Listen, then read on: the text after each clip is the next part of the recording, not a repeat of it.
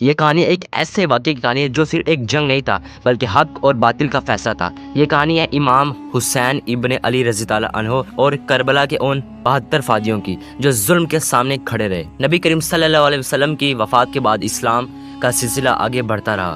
حضرت علی رضی اللہ عنہ چوتھے خلیفہ بنے، ان کے بعد ان کے بیٹے امام حسن رضی اللہ عنہ اور پھر امام حسین رضی اللہ عنہ نے اہل بیت کی عزت و عظمت کو زندہ رکھا۔ دوسری طرف حضرت معاویہ کے بعد ان کا بیٹا یزید حکمران بنا، لیکن یزید نے ظلم اور ناانصافی کا راستہ اختیار کیا۔ اس نے سب سے پہلے مدینہ اور مکہ کے بزرگوں اور امام حسین رضی اللہ عنہ سے بیعت مانگی، یعنی کہ کہا کہ سب مجھے اپنا لیڈر مان لیں، مگر امام حسین نے انکار کر دیا۔ حضرت امام حسین نے فرمایا کہ میرا جیسا شخص یزید جیسے فاسق و فاجر کی بیعت نہیں کر سکتا۔ اس کے بعد مدینہ سے امام حسین رضی اللہ عنہ اپنے گھر والوں اور چند ساتھیوں کے ساتھ مکہ آئے۔ انہوں نے کہا کہ چلو یہاں پر امن ہوگا، مگر یہاں بھی یزید کے جاسوس بھیجے گئے۔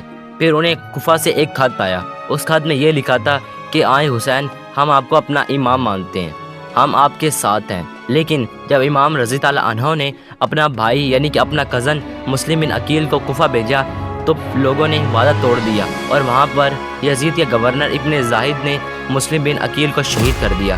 جب یہ خبر مکہ تک پہنچی تو امام حسین رضی اللہ عنہ نے فیصلہ کر لیا کہ اب وہ پیچھے نہیں ہٹیں گے اور بدلہ ضرور لیں گے۔ محرم کا مہینہ تھا، حضرت امام رضی اللہ عنہ جنگ کے لیے کربلا کے میدان میں پہنچے اور انہوں نے دریائے فرات کے کنارے قیام کیا، لیکن یزید کا لشکر وہاں پر بھی آ گیا اور انہیں پانی لینے سے منع کر دیا، اور وہاں پر یزید نے اپنے سپاہی کھڑے کر دیے، بچے عورتیں پیاسے مگر صبر و استقامت کے ساتھ۔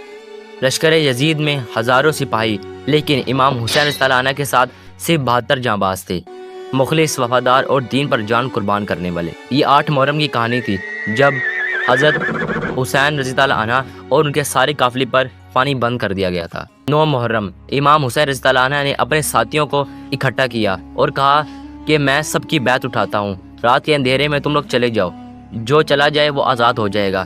یزید مجھے چاہتا ہے، تم لوگوں کو نہیں۔ لیکن وہ سب لوگ وفادار تھے اور انہوں نے کہا حسین، اگر ہمارے پاس 1000 جانیں ہوتی تو ہم وہ بھی آپ پر قربان کر دیتے، تب بھی کم ہوتا۔ اور کوئی بھی واپس نہ گیا۔ رات عبادت میں گزری، قرآن، دعا اور صبر کے ساتھ۔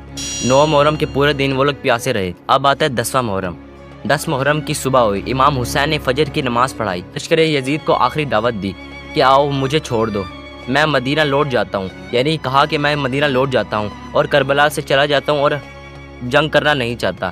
لیکن انہوں نے کہا کہ یزید کو اپنا لیڈر مان لو یا پھر جنگ تو ہوگی۔ لیکن امام رضی اللہ عنہ کبھی بھی یزید کو لیڈر ماننے کو تیار نہیں تھے۔ جنگ کا آغاز ہو گیا۔ اہل بیت اور امام حسین کے ساتھیوں نے ایک ایک کر کے جنگ کی۔ حضرت علی اکبر امام حسین کا ایک جوان بیٹا شہید ہو گیا۔ حضرت عباس علمدر جو کہ پانی لینے گئے تھے، لیکن ان کے دونوں ہاتھ کاٹ دیے گئے اور وہ شہید ہو گئے۔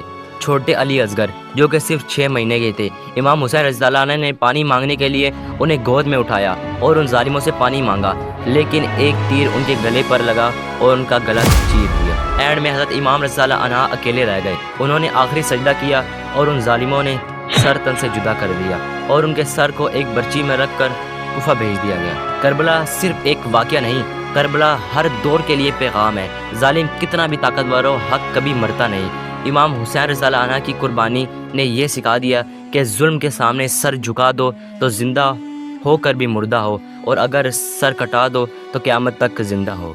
بس سلام ہو امام حسین رضی اللہ عنہ پر، سلام ہو ان اصولوں پر، اور سلام ہو ہر اس شخص پر جو ظلم کے سامنے کھڑا رہے، چاہے اسے اپنی جان بھی دینی پڑے۔